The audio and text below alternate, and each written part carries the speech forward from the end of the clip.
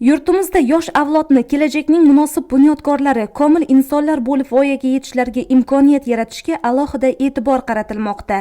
Bunda, albatta, ta'lim sohasida amalga oshirilayotgan islohotlar o'zining ijobiy samarasini bermoqda.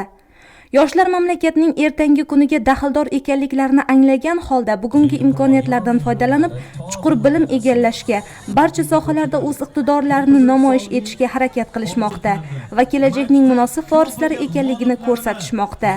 O'quvchilarning ta'lim olishga bo'lgan qiziqishlarini yanada oshirish, ular o'rtasida sog'lom raqobatni shakllantirish maqsadida 69-sonli maktabda ham maktab direktori Dilshod Boboniyozov tashabbusi bilan maktab kubogi uchun barcha fanlardan o'quvchilar o'rtasida bellashuv tashkil etildi. Ushbu bellashuvda maktabdagi jami 714 o'quvchidan 500 nafarga yaqini ishtirok etdi.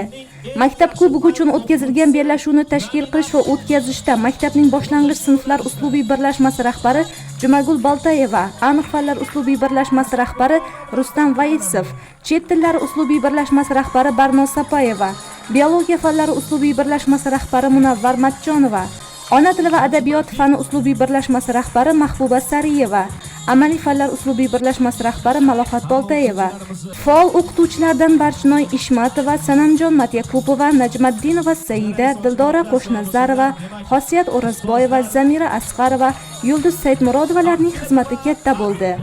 Aytish joizki, 2021-2022 o'quv yilida 69-sonli maktabda samarali ishlar amalga oshirildi. O'quvchilarga sifatli ta'lim-tarbiya berish asosiy maqsadi bo'lgan jonkuyar ustozlar maktabda samarali mehnat qilib kelmoqdalar. Bugun maktabimizda katta bayram, katta tantana. Bilimlar bayrami desak ham bo'ladi. Bugun direktorimiz Dilshod Boboniyozov tashabbusi bilan tashkil qilingan maktab kubogi sovrindorlari aniqlandi. Ularni taqdirlash davomida biz o'zimiz ham ancha quvondik. Ilg'or o'qituvchilar qatorida 2021-2022 o'quv yilida eng yaxshi fan o'qituvchisi nominatsiyasi ham menga nasib qildi. Bundan juda baxtiyorman. Ustozlik kasbini tanlaganimdan yanada minnatdorman. Men o'quvchilarim bilan faxrlanaman. Ularning yutug'i bizning yutug'imiz.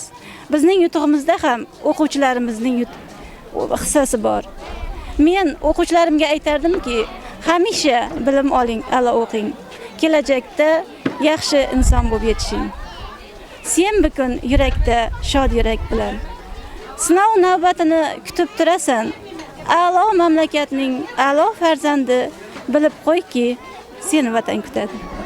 Yakuniga yetayotgan 2021-2022 o'quv yilida eng yaxshi fan o'qituvchisi nominatsiyasi bilan taqdirlangan o'qituvchilardan Barchinoy Ishmatova, Munavvar Matchonova, Bahrom Matmurodov, Mahbuba Sariyeva hamda maktabning ma'naviy ma'rifiy ishlar bo'yicha direktor o'rinbosarlari Dilshod Boltayev, Jo'rabek Tajimurodovlar, o'quv ishlari bo'yicha direktor o'rinbosari O'ktam Matniyozov, Jahongir Jumonovlar ham ta'lim-tarbiya borasidagi ishlarning rivoji uchun munosib hissalarini qo'shib kelishmoqda.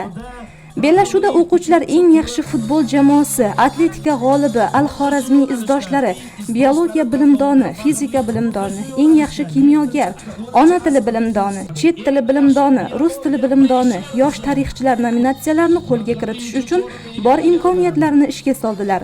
O'quvchilar o'zlarining sport mahorati va fanlardan olgan bilimlarini namoyish qilib, bir-birlaridan ortda qolmaslikka harakat qildilar.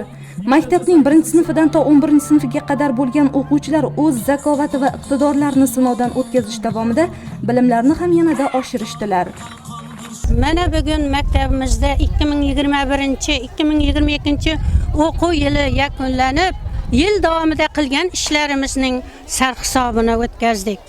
Mana maktabimizda yillar davomida turli xil tadbir va tanlovlar bo'lib o'tdi. Yaqinda o'tkazilgan maktab kubogi uchun ko'rik tanlovida g'olib bo'lgan o'quvchilarni mana bugun taqdirladik. Ularning yuzlarida cheksiz quvonch. Bularga ta'lim-tarbiya bergan ustozlariga o'z minnatdorchiligimizni bildiramiz. Qadri bilinadi endi menga goh. Olis maktabimning o'sha behasham, Navoiy-ku bizga ustozdir, biroq kimdir o'qitgan-ku Navoiyni ham. Shunday buyuk zotga harf o'rgatgan kim? Oddiy muallim-da, oddiy muallim. yo'qdan beruniylar binolar qilgan. Mashrabni mashhuru dunyolar qilgan. Husaynni ibn Sinolar qilgan. Ilon o'ynatgandek so'z o'ynatgan kim? Oddiy muallimda oddiy muallim. Ulfat ko'pi ammo bir do'sti hamroh. Halim topolmadim undan halimroq. Qancha ustoz ko'rdim, qancha oliygoh. Olim topolmadim undan olimroq. Bola yuragimda bebaho tilsim. Oddiy muallimda oddiy muallim. Bellashuv yakunida nominatsiyalar bo'yicha g'oliblar e'lon qilindi va ularni taqdirlash marosimi yuqori saviyada tashkil qilindi. Eng yuqori ball olgan o'quvchilarga maktab kubogi topshirildi. Qiziqarli o'tgan bellashuv barcha o'quvchi va o'qituvchilarga juda manzur bo'ldi va katta taassurotlar qoldirdi. Mana bugun maktabimizda maktab kubogi tadbiri bo'lib o'tmoqda. Bu tadbirda bizlar maktabimiz bo'yicha barcha fanlardan iqtidorli o'quvchilarni tanlash maqsadida tashkillashtirganmiz. Bu tadbir yarim yillik yakunlanganida ham bo'lib o'tgan edi. Bu endi ikkinchi bosqichi bo'layapti. Bu bilan bizlar maktabimizda faol o'quvchilarni tashkillashtirish maqsadida qilyapmiz. Bugungi tadbirimizda bizlar mana shu bizlarning maktabimizning kompyuter sinfi bo'ladi. Kompyuter sinfimiz maktabimizda 2 ta, barcha sharoitlar bor. Maktabimizdagi o'quvchilar barcha dasturlar, masalan, Scratch dasturi, Python dasturi, Delphi dasturi, Photoshop, Macromedia Flash kabi dasturlarda bemalol ishlashni biladilar. Bundan tashqari o'quvchilarimiz mana shu xonada internetdan olib raqs bo'yicha ham tayyorlanadilar. Bizlar maktabimizdagi bor jihozlardan foydalanib o'quvchilarimizni har bir sohada 5 ta tashabbusni bajarish maqsadida tayyorlash uchun harakat qilmoqdamiz. O'qituvchilik kasbini tanlaganimdan men juda faxrlanaman. Agar hayotim boshqatdan boshlansa, men yana shu kasbni tanlagan bo'lar edim. Chunki farzandlarning kamolga yetayotganini ko'rib juda quvonaman. Ularning shon shuhratini kelajakda men o'zim bilan kelib birga ishlayotgan shogirdlarim bor. Oliygohlarda o'qiyotgan, magistraturada o'qiyotgan shogirdlarim bor. Ularning yutug'idan juda ham quvonaman. Ana shu kasb mashaqqatli kasb bo'lsa ham, men shu kasbni tanlaganimdan faxrlanaman.